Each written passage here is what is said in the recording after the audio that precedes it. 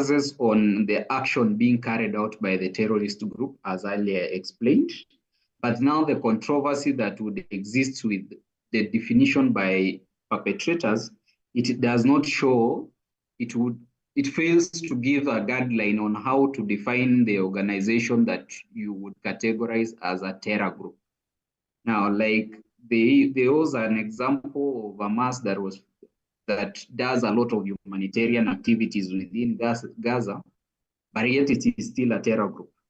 Now, it becomes so difficult to define sometimes if there are no guidelines there are no parameters that would categorize a group as a terrorist organization. Sometimes when they are fighting for their own freedom or fighting for something, a political ideology, which necessarily does not become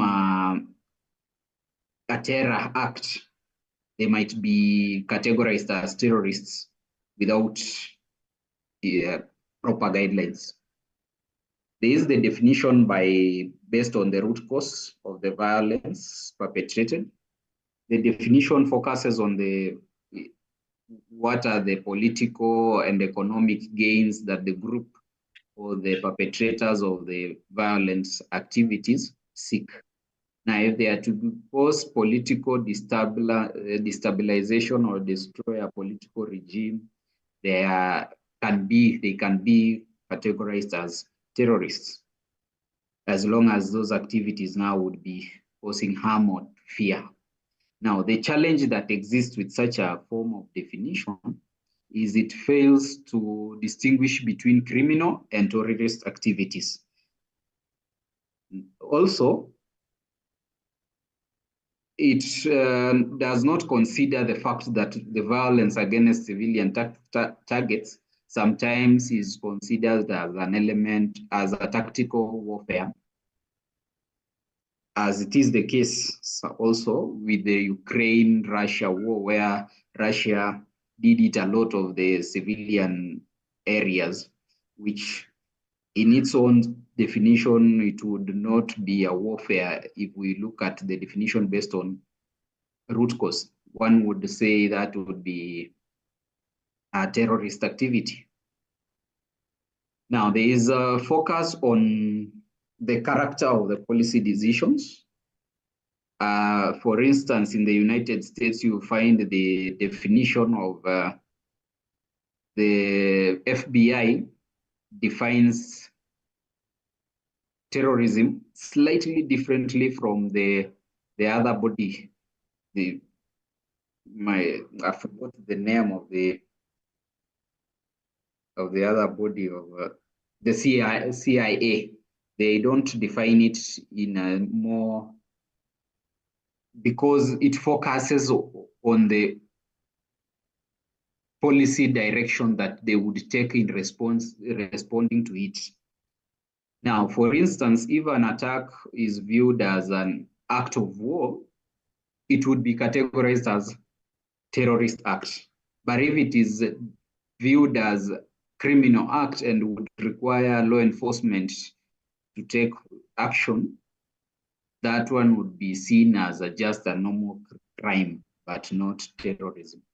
Now, the controversy around that would be it does not offer a set of criteria to determine the policy that would be taken in responding to different types of attacks. This would leave room for the policymakers to play politics with it and show some bias where they would be responding to different activities differently.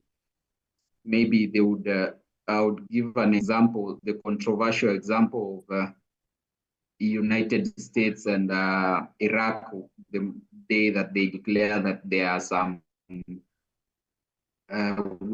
weapons of mass destruction, because they have the policymakers and they can decide whether it is existing or not, or that is the action they want to take. They categorized it as a terror act from Iraq and they used it to attack Iraq. Now, internationally, we now go on the international law and how it defines terrorism.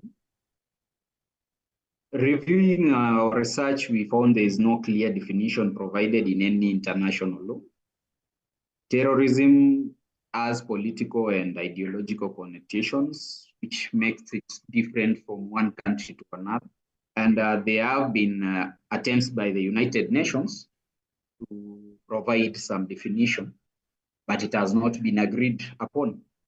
Now, one of the proposals that was provided was one that was done in International Convention for Suppression of the Financing of Terrorism that was signed in 1999. And in Article 2, Subarticle 1, it states that any act intended to cause death or serious bodily injury to a civilian or to any other person not taking an active part in the hostilities in a situation of armed conflict when the purpose of such an act by its nature or context is to intimidate a population or to compel a government or an international organization to do or to abstain from doing an act, any act. This was followed by another proposal or amendment by which, after adoption by the United Nations Security Council, in its resolution 1566 of October 2004, where it tries to elaborate further that definition. And it states, criminal acts, including against civilians committed with the intent to cause death or a serious bodily injury or taking of hostages with the purpose to provoke a state terror in the general public or in the group of persons or particular persons, intimidate a population or compel a government or an international organization to do or to abstain from any act. The UN General Assembly reaffirmed the definition that was proposed by and under Resolution 1566, under Resolution 6043, defining terrorists, not terrorism now, but for this one they defined terrorists. And the terrorism, defining terrorism, sorry, my apologies for the confusion. The acts, they defined it as a criminal acts intended or calculated to provoke states of terror in the general public, a group of persons, or a particular persons for the purpose. The Council framework decision of 13 June 2004 also provided on combating terrorism, also proposed an exhaustive measure in Article 1.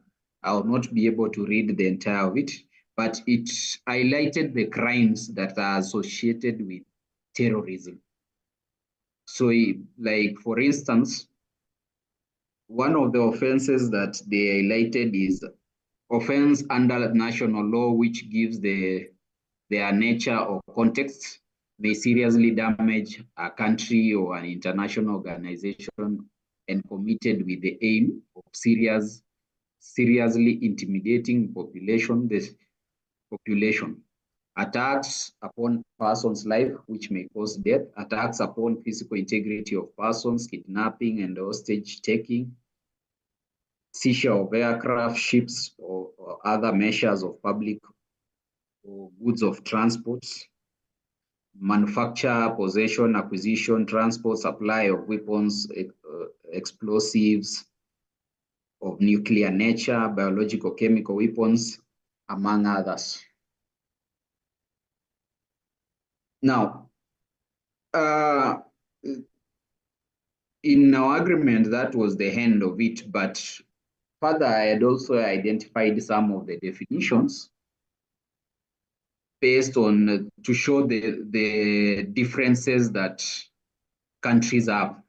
Now, like in the US, in the United States, there is no clear definition of terrorism as it is, but you would find in code in section 18, US code number 2331, it defines international terrorism as violent criminal acts committed by individuals and or groups who are inspired or associated with designated foreign terrorist organizations or nations that are state-sponsored. In the same law, they define domestic terrorism as violent criminal acts committed by individuals and or groups to further ideological goals stemming from domestic influences such as those of a political, religious, social, racial, or environmental nature. Now, the difference would be seen in United Kingdom, where they under the Terrorism Act of 2006, it defines terrorism as violent actions that endangers a person's life other than that of the person committing the action, involves serious violence against a person, causes serious damage to property, creates a serious risk to public's health and safety, or interferes with us, or seriously disrupts an electronic system. You'd see that in the UK, unlike the US, it goes deeper into specific areas like public and health safety, disruption of electronic systems, which now that would be able to address cybercrime issues, cyber terrorism issues. Kenya tried also to, I would say, to define it, although it does not provide it as a definition. It provides the definition of the terrorism acts, which in section 2 of Kenya Prevention of Terrorism Act, it says terrorist act means an act or threat of action which involves the use of violence against persons, endangers the life of persons other than the person committing the action, creates serious risk to health or safety of the public or a section of the public, results in damage of property, results in serious damage to, involves the use of firearm and explosives, and the entire act is it's in that act it's a huge space. It goes up to explaining an organization of terrorism. Now, that is, I would say, if I look at the definitions, I would say Kenya borrowed largely from the United Kingdom and it tried to go deeper. So there are some similarities, but the definition, if you take the definition of the terrorist, not the definition, the definition of the crime, the offenses themselves, and coin it into the definition of terrorism, you'd find the 3 countries, as I've given examples, do not offer a clear and similar definition. Hence, I would conclude that there is no universally agreed upon definition for terrorism in international law.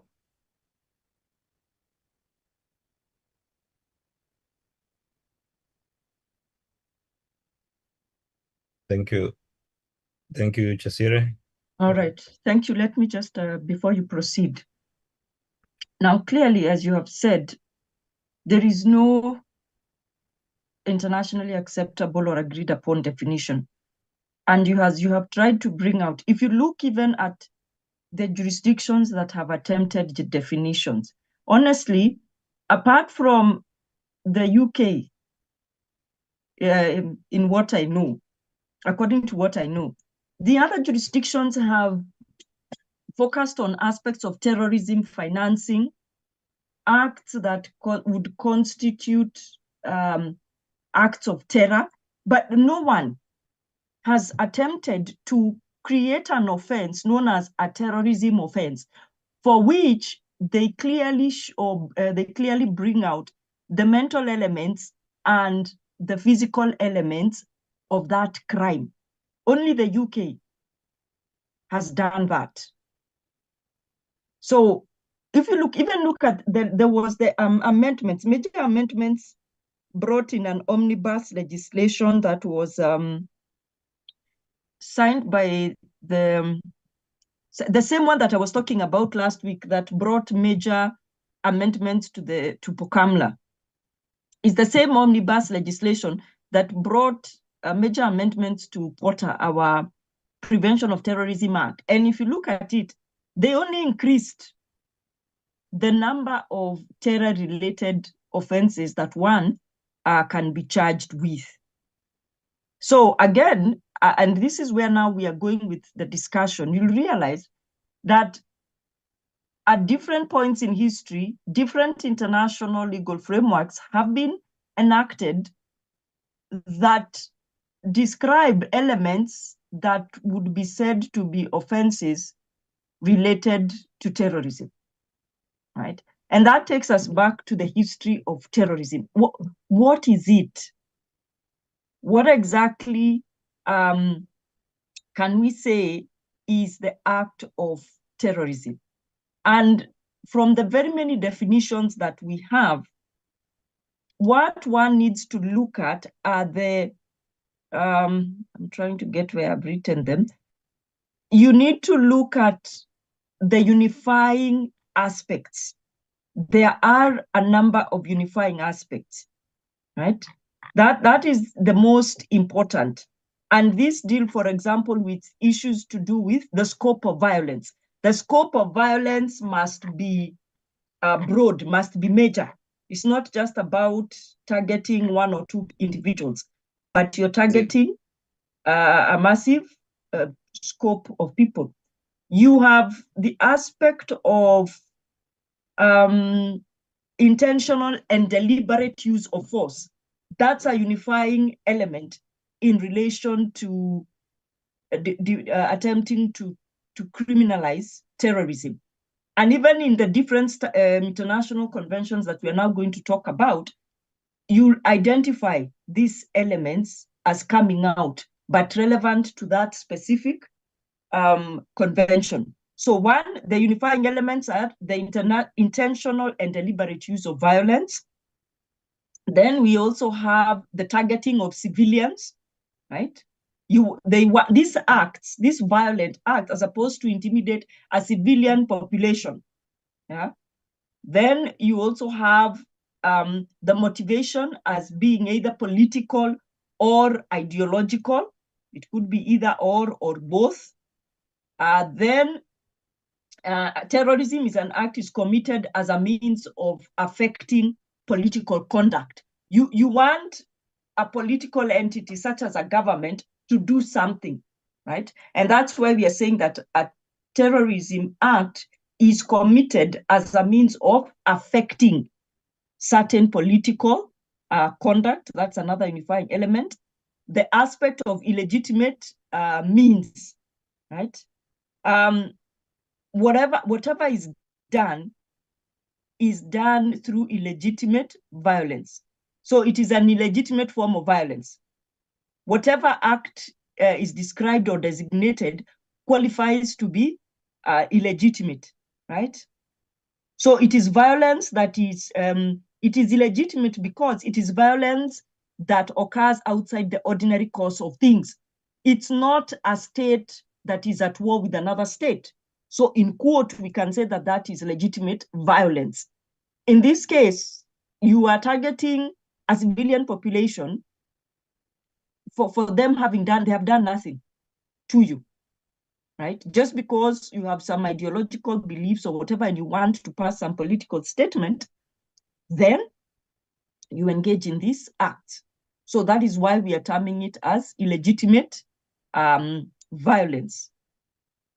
Then the aspect of the scope I've talked about, right? you want the scope is you want it to be at a level such that it intimidates a civilian population or influences a government for political objective, right? So that you want terror to terrorize that targeted population at a wide scale.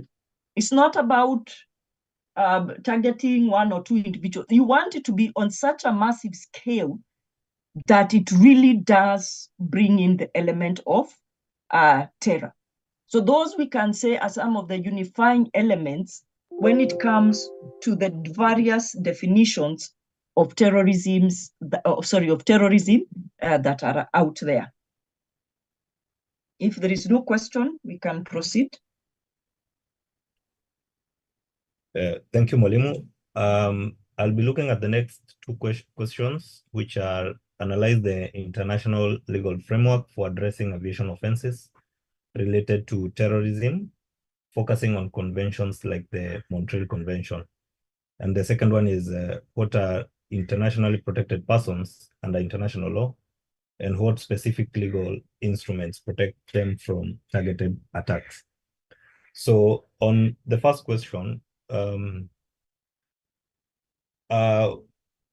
we are going to look at key conventions such as the Tokyo Convention of 1963, which addresses offenses on board aircrafts, establishing, and this convention established a jurisdiction and cooperation in prosecution and extradition of terrorism. Then we're going to look at the Hague Convention of 1970, the Montreal Convention of 1971, and we're also going to look at key organizations such as the International Civil Aviation Organization, which sets global aviation security standards and provides technical assistance to member states on security measures.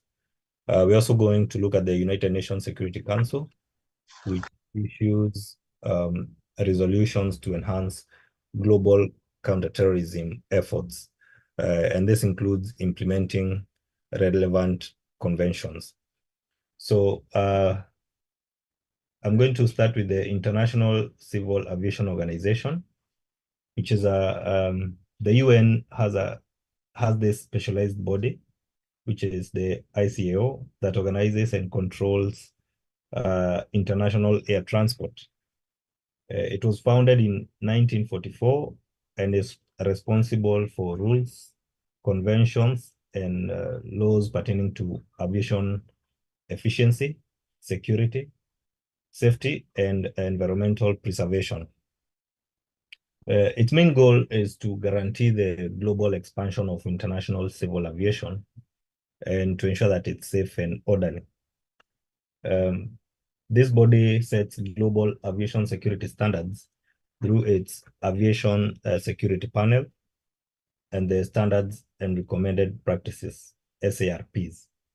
These standards cover various aspects of aviation security, including airport security, passenger and baggage screening, and security training for personnel. ICAO assists in ensuring a uniform approach to security across many nations and airlines by creating common guidelines. It also aids its member states in implementing and complying with its security standards. And this includes through technical assistance, training programs, and workshops. And all these are aimed at enhancing the capabilities of national civil aviation authorities and airports to detect and respond to potential security threats such as terrorism. And the effectiveness of the capacity building efforts may, however, vary depending on the resources and commitment of individual member states. I know different countries are able differently financially. So, and in order to verify adherence to these standards and suggested procedures, ICAO audits and evaluates the aviation security systems of its member nations. And how they do this is they assess the efficacy of security measures implemented by states and they also offer suggestions for enhancements through its Universal Security Audit Program. However, these audits are voluntary, and the absence of enforcement measures also make it harder for them to encourage nations to quickly fix security flaws. That is, nations are not obligated to adhere to these enforcement measures. So to improve aviation security, ICAO works with other international organizations like Interpol, the International Maritime Organization, which is the IMO, and the International Air Transport Association, IATA, to enhance the overall resilience of the global aviation system against security threats such as terrorism by using the knowledge and resources of various partners. By making it easier for member nations, international organizations, and other players in the aviation security industry to share knowledge and best practices, dangers related to terrorism and other security concerns can be better understood collectively, leading to more effective responses. However, there have been concerns regarding privacy and information sharing and protocols that could make these initiatives less successful. So we see the biggest part of ICAO is more about creating that synergy between different players in the aviation industry, security industry, to bring them together and provide information and support to maybe less capable states. Right. Then I'm going to look at the Tokyo Convention. This is the Convention on Offenses and Certain Other Acts committed on board an aircraft. And this was signed in 1963 and came into force in December 1969. This is one of the important conventions developed by the ICAO, the International Civil Aviation Organization that we just looked at. And it sought to establish a legal framework for handling actions such as acts of terrorism that endanger the security of civil aviation. And this is defined in Article 1 of the Tokyo Convention. The convention covers violations that occur on board an airline, such as unauthorized seizure of property, interfering with the work of the crew, and actions that could jeopardize aircraft safety. Under Article 2, give me a moment.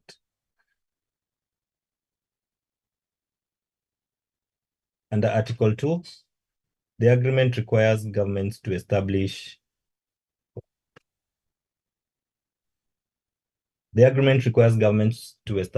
jurisdiction over certain offenses, irrespective of the nationality of the offender or the location of the offense.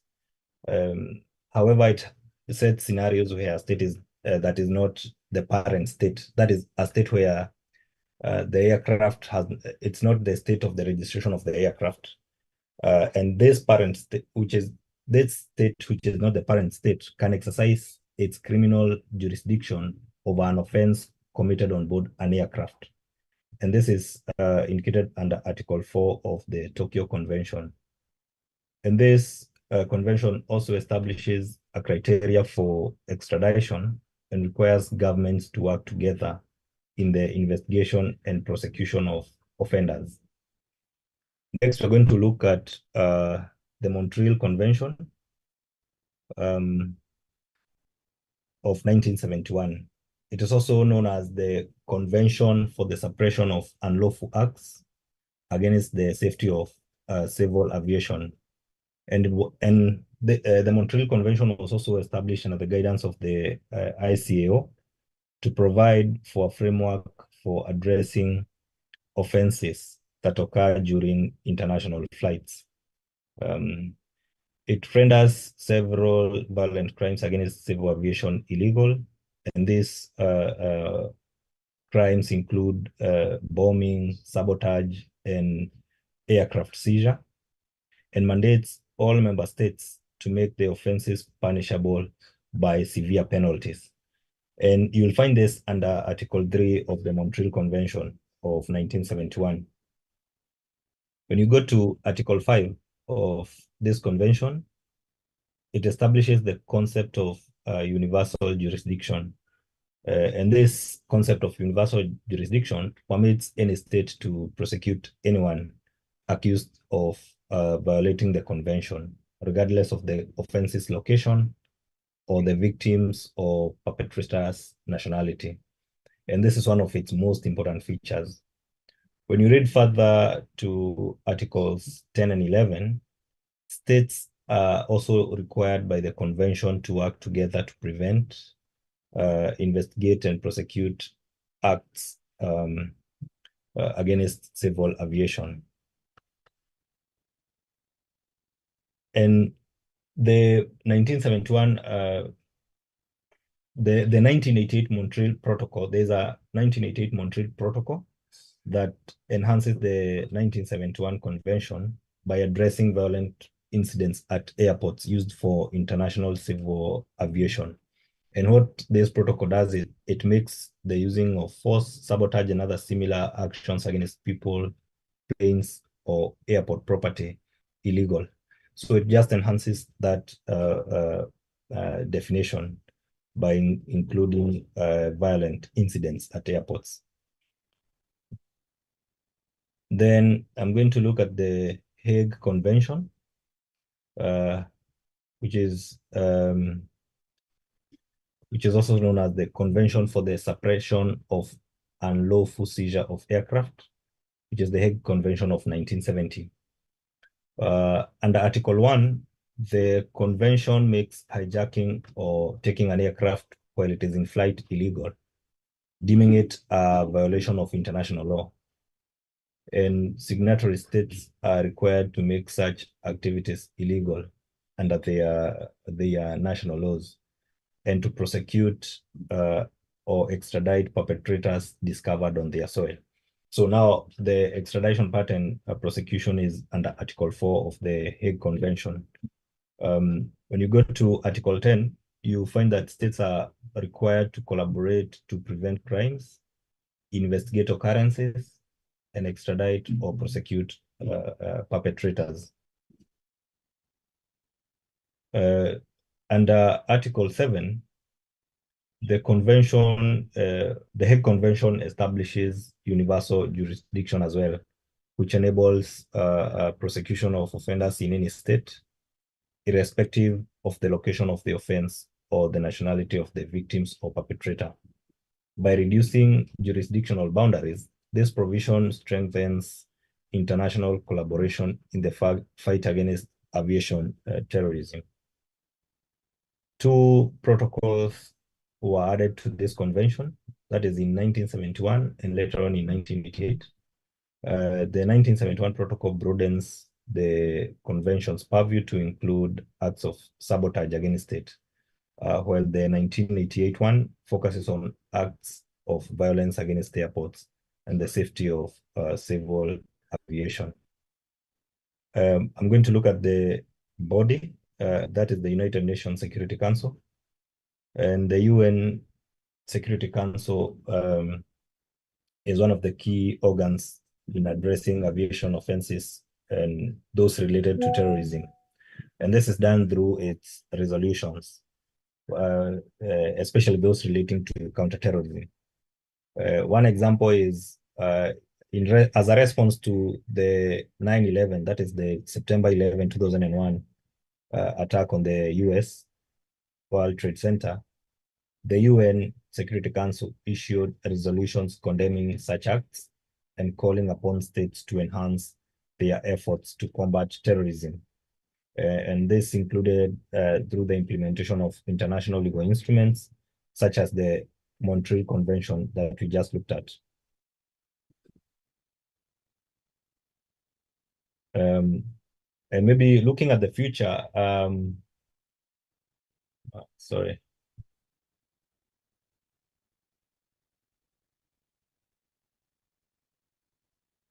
My gadget is maybe, okay.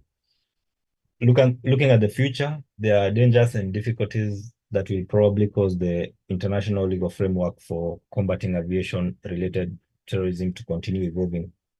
And in light of the lack of a common definition of terrorism, it shows that this is an evolving crime, which means more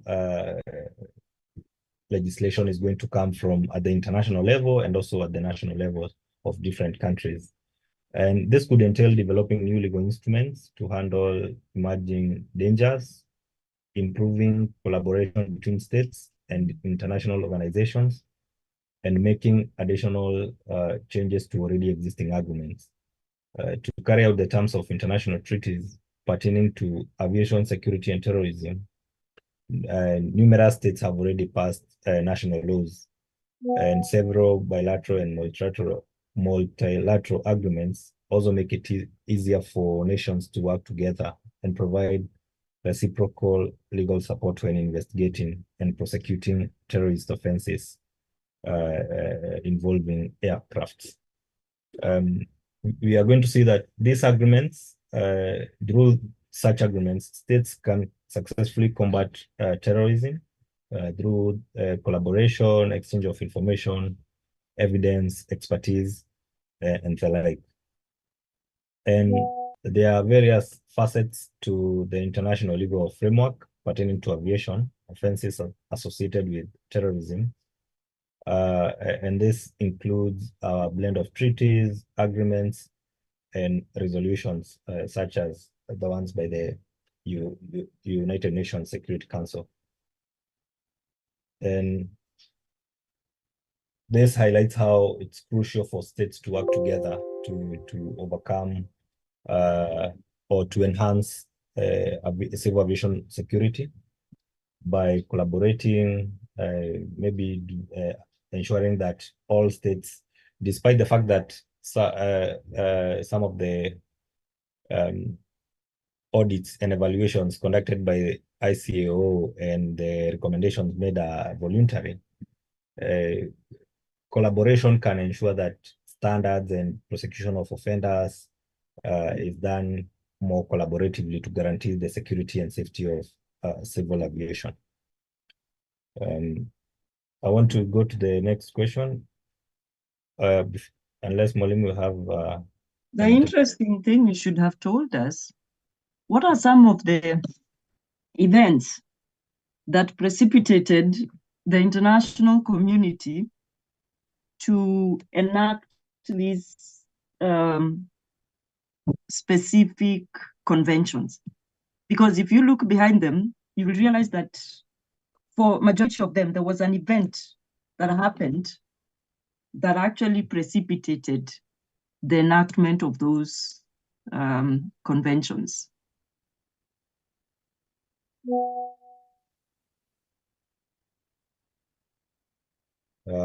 Walimu, maybe you can... Did you look into that? No, I mostly focused on the legislation. You by now you should know that the international community doesn't react. In most cases, something will have triggered their response. Something will definitely have triggered and made it, whether it is a domestic issue. Remember, like what we have been saying, that in relation to the drug trafficking issue, it was an American problem, which they realized they can't deal with it on their own. It extends beyond their borders. Hence, they started bringing the matter before the UN body.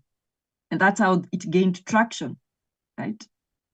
Others, we have talked about the SUA Convention, where there was an event that happened that did not fit in within the specific definition of maritime piracy that existed, that made them realize, oh, we need to actually craft a new convention. So I will leave it at that. That's a very interesting point of exploration, right? It really just, it has no legal whatever, but it's just having that additional information as to what precipitated. For example, like in relation to civil aviation, there were specific events that contributed to some of these international, especially the earlier ones, the drafting of those conventions. So let me leave some suspense there.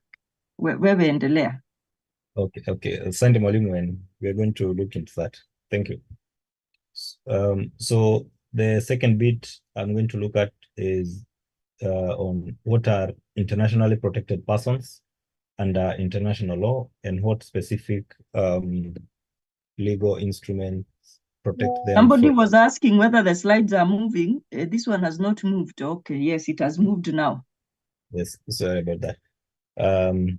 So what are internationally protected persons under international law and what specific legal instruments protect them from targeted attacks?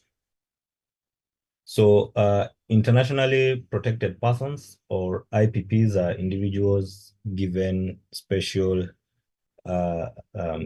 protection under international law due to their positions or roles in international affairs. And under Article 1 of the Convention on the Prevention and Punishment of Crimes Against Internationally Protected Persons, including diplomatic agents, it defines internationally protected persons as a head of state, head of government, or minister for foreign affairs, whenever such person is in a foreign state, as well as members of his family who accompany him. When you go to B, it says that any representative or official of a state or any official or other agent of an international organization of an intergovernmental character who, at the time when and in the place where a crime against him, his official premises, his private accommodation, or his means of transport is committed, is entitled, pursuant to international law, to special protection from any attack on his person, freedom, or dignity. And the protection of internationally protected persons, or IPPs, from targeted attacks is primarily governed by two main legal instruments, and that is the 1961 Vienna Convention on diplomatic relations and the 1973 Convention on the Prevention and Punishment of Crimes Against Internationally Protected Persons, including diplomatic agents. And when we look at the 1961 Vienna Convention on Diplomatic Relations, it outlines the privileges and immunities granted to diplomatic missions, their staff, families, are specified throughout the various articles. Article 22 specifically states that the receiving state has an obligatory duty to take all appropriate steps to protect the premises of the mission against any intrusion or damage, and to prevent any disturbance of the peace of the mission or impairment of its dignity. And when you go further to Article 29, the convention also states that diplomats are protected from any form of arrest, detention, or harassment. Further down, you'll see under Article 31, it says that diplomats should enjoy immunity from the jurisdiction of the receiving state. But there's an exception where, in instances involving the civil and administrative jurisdiction of the receiving state, which means that any attack against a diplomat is considered a serious breach of international law. And then look at the 1973 Convention on the Prevention and Punishment of Crimes Against IPPs, including diplomatic agents. Under Article 1, we have a wider range of globally protected persons, which includes heads of states, governments, and other senior officials. And these are all covered by this convention in addition to those already covered in the Vienna Convention. And what this does is that it makes attacks on these people illegal and mandates that the said attacks be considered as crimes under the national law of each state party. This convention also puts some safeguards against penalties for such offenses, and it is the duty of state parties to this convention to take the necessary steps to guarantee the safety and security of individuals who are internationally protected while they are under their authority. And you'll find this under Article 4 of the 1973 Convention. And as I conclude, by granting the protection and security of those who play significant roles in diplomatic and international activities, these instruments seek to protect the operation of international relations. And attacking these individuals does not only violate their right to privacy, but also jeopardizes the integrity and stability of global order. So if you attack an ambassador, you are not just attacking them. Our next presenter is Marvin Ayo.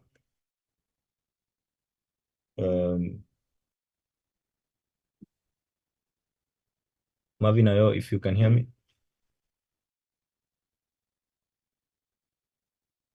Yes, good evening, everybody. Good evening.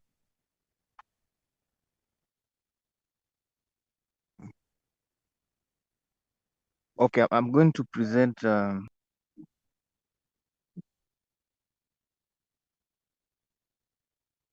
And kindly, as you're discussing this aspect, please explicitly tell us, how does the NPT and the IAEA, how do they relate to our topic of discussion today, which is terrorism?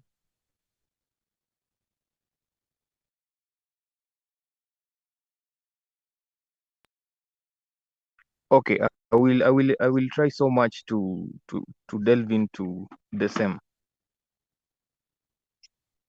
So much of my work has not been clearly outlined in the PowerPoint, but I'll stick to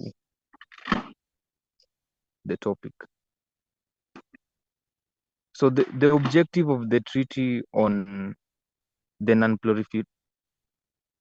non-proliferation of nuclear weapons, that is the NPT, is basically to prevent the spread of nuclear weapons. And also to promote international cooperation in the peaceful uses of nuclear energy and further the goal of achieving nuclear disarmament, as well as complete disarmament too.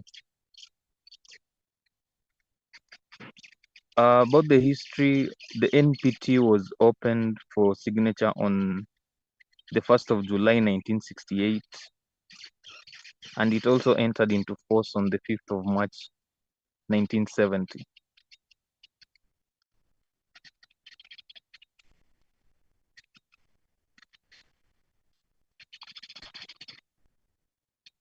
So the relationship between IAEA and NPT, I got to realize that the IAEA is not a party to the NPT.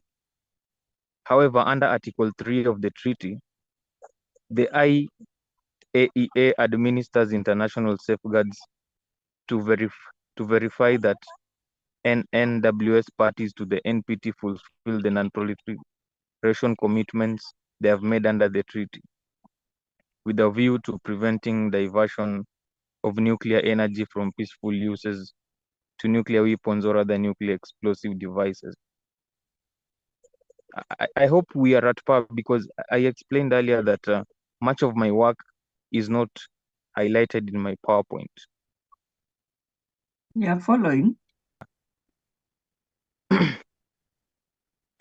And then I'd like to first of all discuss these particular safeguards that are provided for by the IAEA.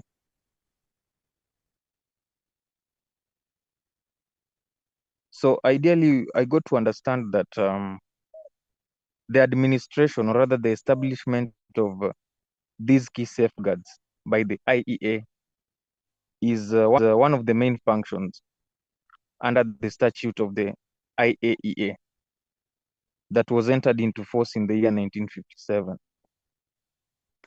The same statute actually authorizes the IAEA to apply these safeguards at the request of its parties um, to any bilateral or multilateral arrangements, or maybe also at the request of a state in the activities that fall in the realm of, let's say, atomic energy.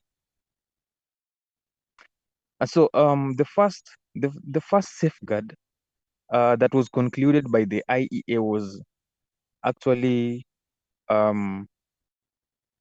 conducted in the year 1959, even long before the NPT entered into force.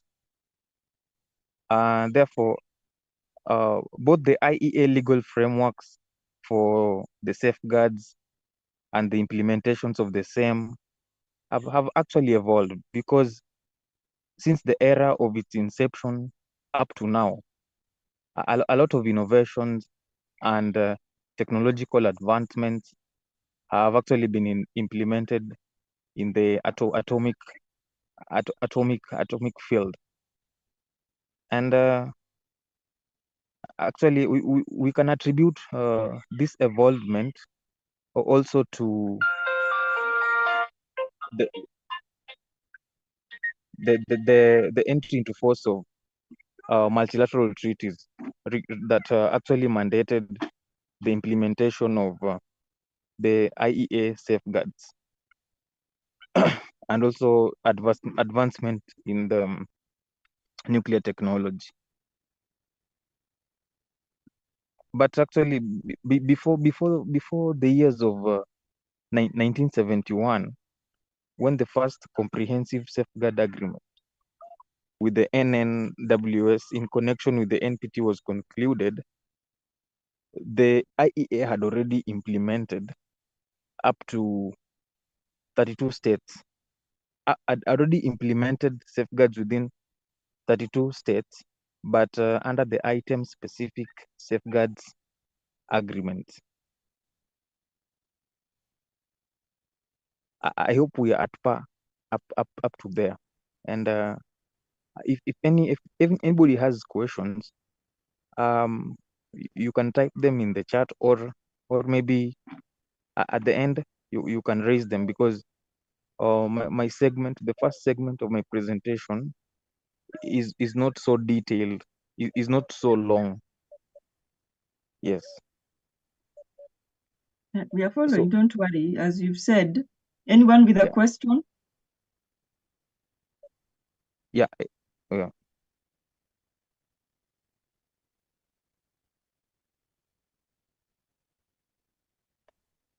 Okay, continue.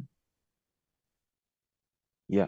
So the implementation of these particular safeguards between 1971 and the period of 1991 was majorly focused on the verification of nuclear materials and facilities declared by those particular states. The IAEA's safeguards experience, like in countries like Korea and Iraq, is actually depicted that the IAEA declared nuclear material and activities were actually limited. Since the years of 1991, there were several measures that had been embraced and implemented by the board of governors, or maybe let me say like the key functionaries to strengthen the efficiencies and the effectiveness of these safeguards of the IAEA.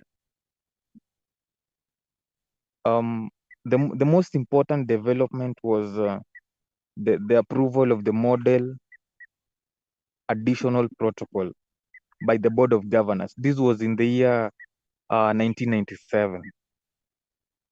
One key feature that you have to understand about additional protocols is that